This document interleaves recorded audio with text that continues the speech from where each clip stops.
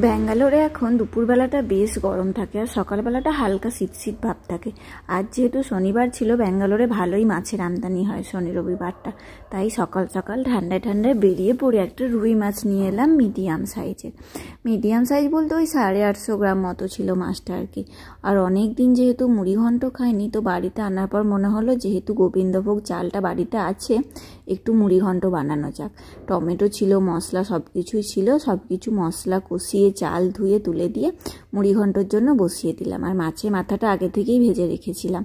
ব্যাঙ্গালোরে জানো তো জ্যান্ত মাছ পাওয়া যায় না, তাই আমাদের সবাইকে এখানে বরফ দেওয়া মাছই খেতে হয়। বিশেষ করে আমি যে জায়গাটায় থাকি সেখানে তো জ্যান্ত মাছ মেলেই না।